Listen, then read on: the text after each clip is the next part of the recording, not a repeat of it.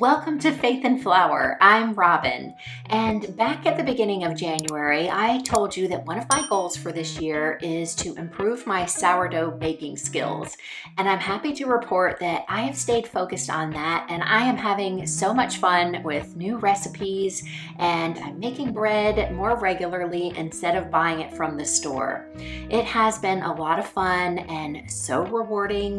Patrick has really enjoyed it too. Many of you shared your New Year's goals in the comments. There were some really good ones too.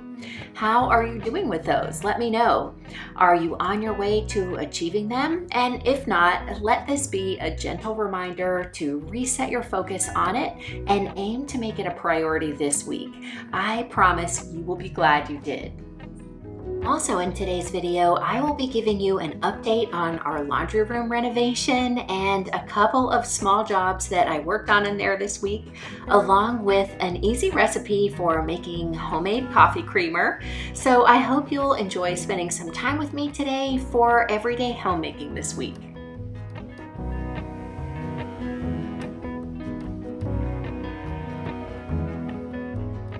This week, I made a brioche dough that I turned into hamburger buns.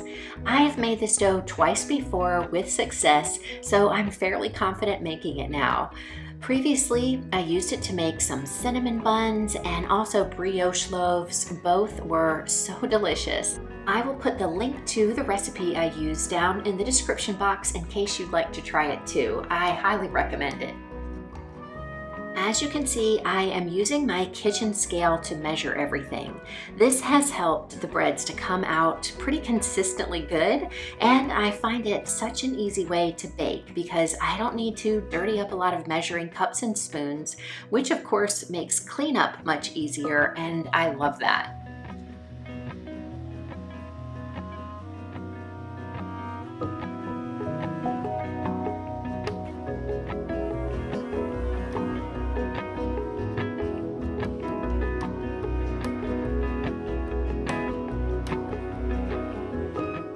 Brioche dough is an enriched dough, which means it has a lot of butter and eggs. Because of that, it is a stickier dough and it can be a little bit tricky to work with. But I found that if I use my stand mixer and I'm patient, the dough comes together eventually. So if you want to try this recipe, do not be tempted to add more flour. It will be tempting, I know, because that's exactly what I wanted to do. And I promise it will work if you just give it enough time.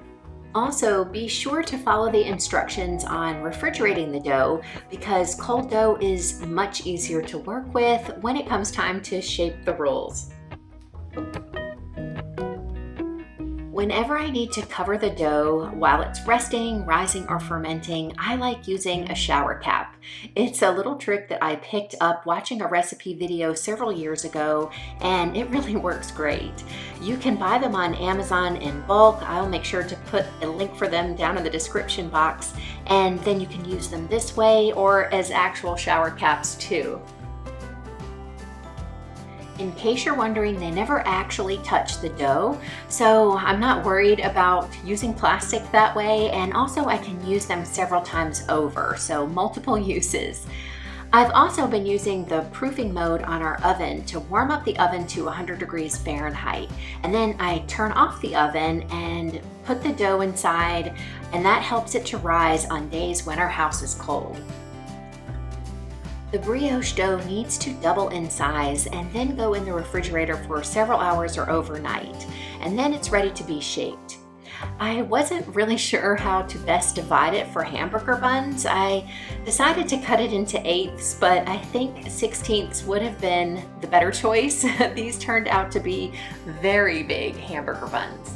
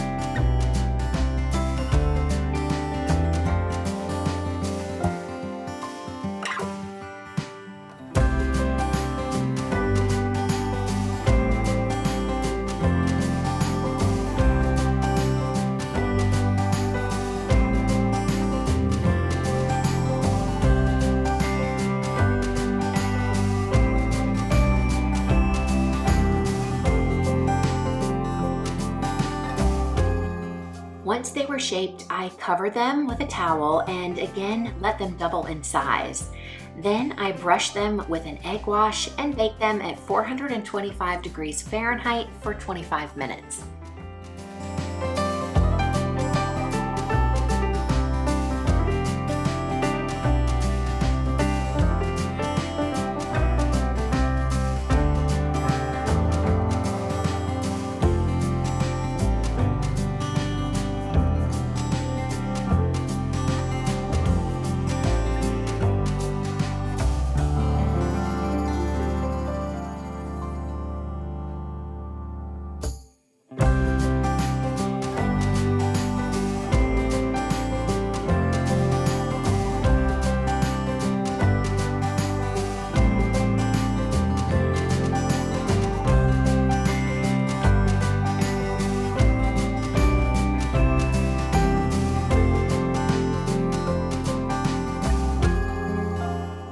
They were huge, but otherwise perfect. And I used a couple of the smaller ones that night to make salmon burgers, which we love, topped with some pickled onions and tartar sauce, along with a salad. The rest I froze, and we will get them out as we need them for hamburgers, sandwiches, or even to have with some jam for breakfast.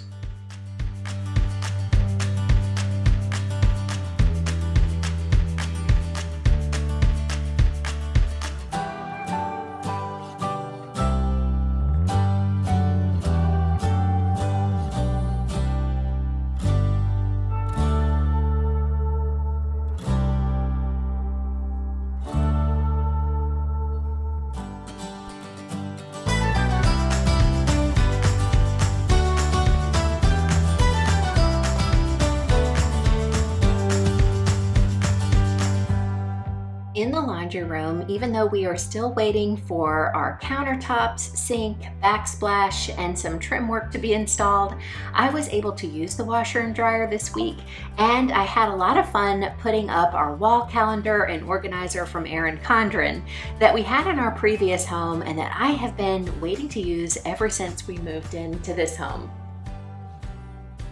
I love using it to keep track of our schedule and our keys, and I like using the large box for things like outgoing mail.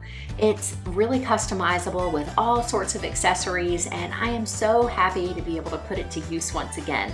I will put a link down in the description box so that you can check it out if you are in need of setting up a command center in the entryway of your home.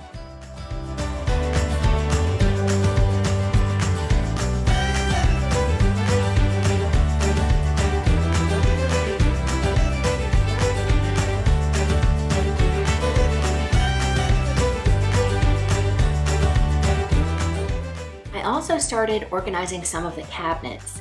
In this tall, deep one, I plan to store our chargeable vacuum and some cleaning tools.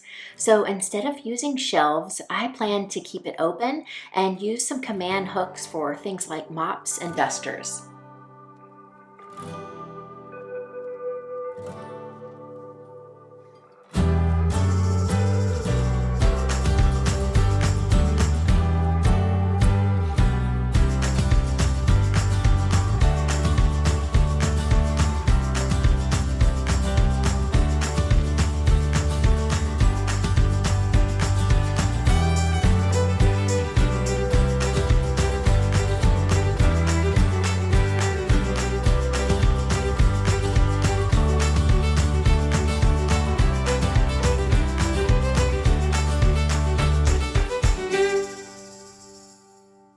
We installed a new door that matches the rest of the cabinetry over our built-in ironing board, and because it is wider than the original door, the trim needed to be extended a little bit to the right. So I had some paint color matched to paint the white parts of the trim and get everything all one color.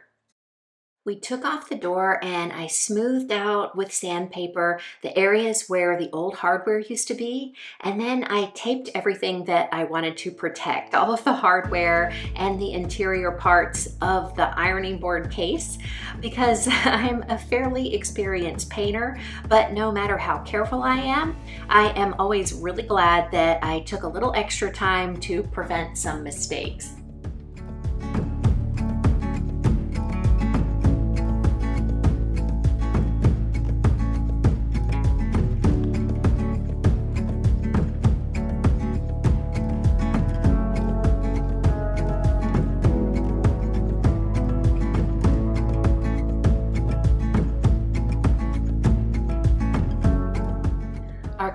are by Craft Made and the color is Caribbean. This is the color formula in case you'd like to take a screenshot. It turned out to be a perfect match and I bought it from Farrell Calhoun. It's their Enamel X formula in satin, which was recommended by our contractor.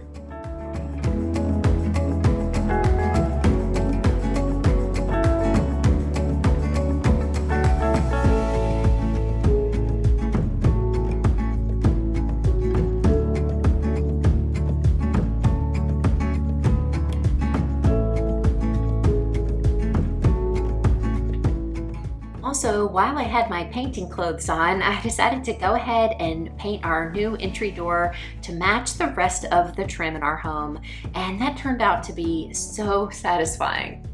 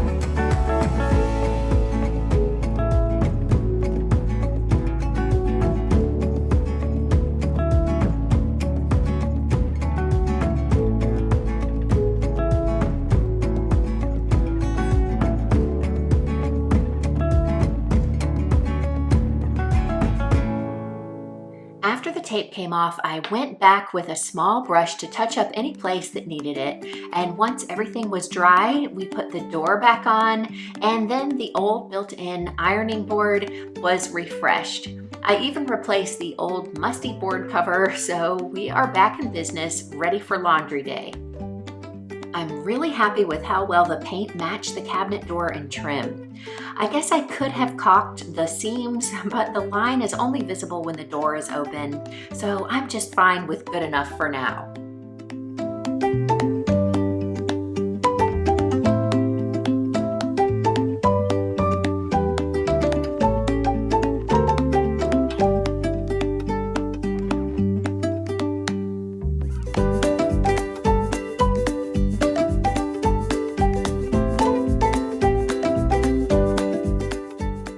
I have had many questions about how I like the stacked washer and dryer, and I love it. Before I had to bend down for both the washer and dryer, so that is cut in half, and I love that it makes such good use of the vertical space. I really love the new layout too. Thank you so much to those of you who made some really good suggestions when we were designing it. There is much more usable floor space, and we will have a place to sit when we put on or take off our shoes. The bench seat will be quartz just like the countertop, and once that's in, the trim work can be completed here.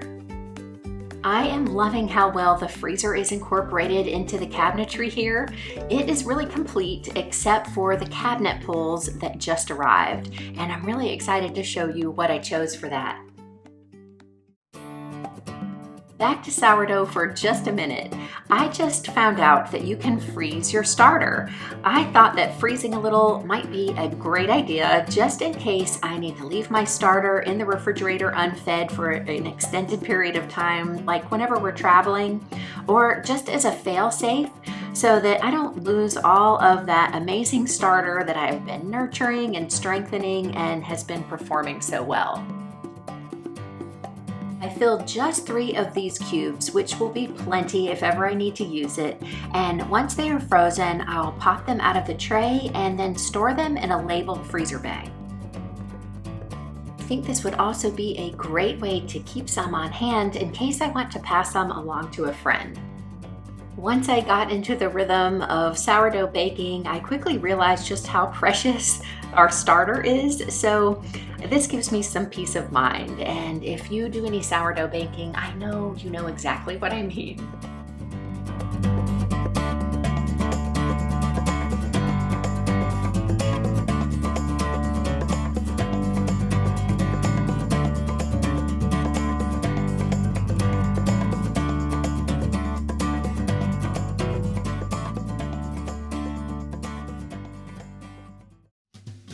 Also this week, when we ran out of coffee creamer, I decided to try making some from scratch.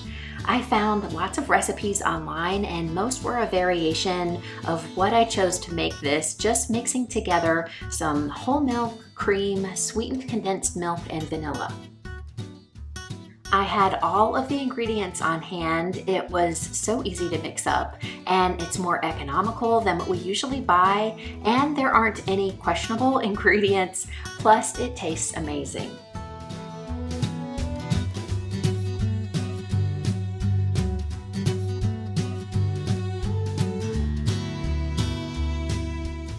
I just mixed everything right in the mason jar that will store it, and I found a lid on Amazon with a pour spout that I will link down in the description box.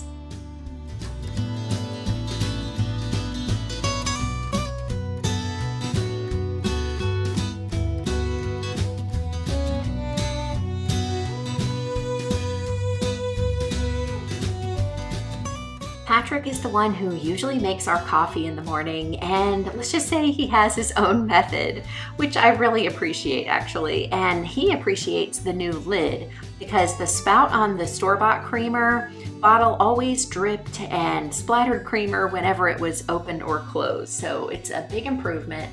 And like I said, the creamer tastes amazing and of course made the coffee taste amazing. The recipe for the creamer is really customizable. You can sub in skim milk for the whole milk and the cream, or go all the way with just full cream instead of any milk, or really anything in between according to your taste.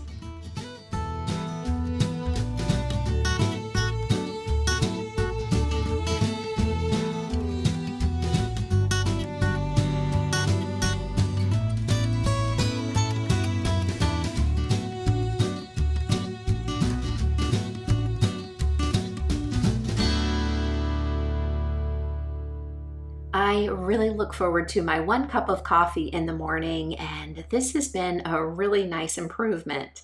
And we both love an iced coffee occasionally too, and the creamer is amazing in that also.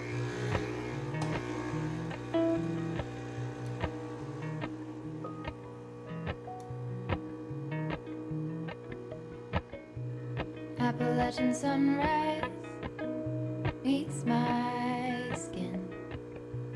Even with my eyes still closed, I can feel it coming in. Golden, golden, I'll follow only golden, golden, golden, golden things.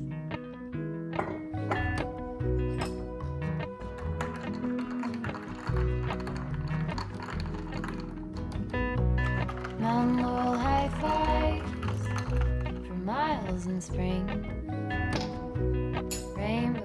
Thank you so much for spending your time with me here today. I look forward to hearing from you down in the comments below, and I'll see you in the next video. So until then, have a wonderful week.